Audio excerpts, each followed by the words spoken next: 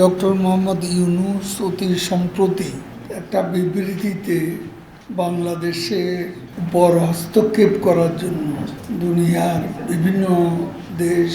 বিভিন্ন দেশের সরকার আন্তর্জাতিক সম্প্রদায়কে আহ্বান জানায়। এই ধরনের বিবৃতি বা বক্তব্য বাংলাদেশের সংবিধান আইন অনুযায়ী রাষ্ট্রদ্রোহিতার পর্যায়ে পড়ে এবং সেটা আন্তর্জাতিক আইনেরও চরম লঙ্ঘন।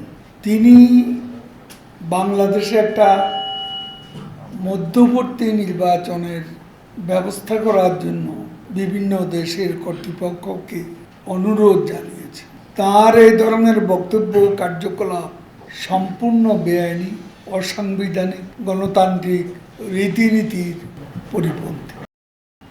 যে সময়ে বাংলাদেশের একাধিক আদালতে ডক্টর মোহাম্মদ ইউনূসের বিরুদ্ধে অর্থ পাচার সহ নানা দুর্নীতি ও অপরাধের বিচার চলমান রয়েছে, ঠিক সেই সময় তিনি বাংলাদেশের উপর আন্তর্জাতিক হস্তক্ষেপের জন্য বিশ্ব সম্প্রদায়কে অনুরোধ করছেন এবং এদেশে সাংবিধানিকভাবে এটা নতুন নির্বাচনের ব্যবস্থা করার জন্য অনুরোধ করেছে। এ থেকেই বোঝা যায় চলমান বিচার থেকে নিজেকে বাঁচানোর লক্ষ্যেই তিনি এ ধরনের রাষ্ট্রবিরোধী ষড়যন্ত্রে লিপ্ত রয়েছে। তার এই সকল বেআইনি অপরাধমূলক কর্মকাণ্ডের আমরা নিন্দা করছি এবং প্রচলিত আইনে তার বিরুদ্ধে ব্যবস্থা গ্রহণের জন্য সরকার সহ সংশ্লিষ্ট সকলকে অনুরোধ জানাচ্ছি।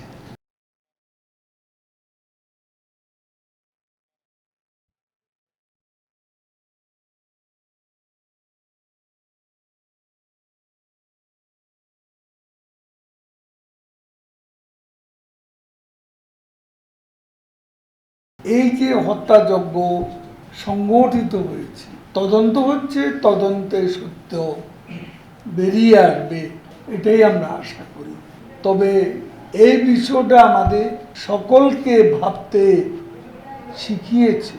আন্দোলন দেখতে গিয়ে শিশু মারা গেছে গুলি খেয়ে, গুলিটা কোথায়? মাথায়। এইরকম কিছু মিছিল দেখতে গিয়ে শিশু গুলিবিদ্ধ, গুলিটা কোথায় পড়েছে?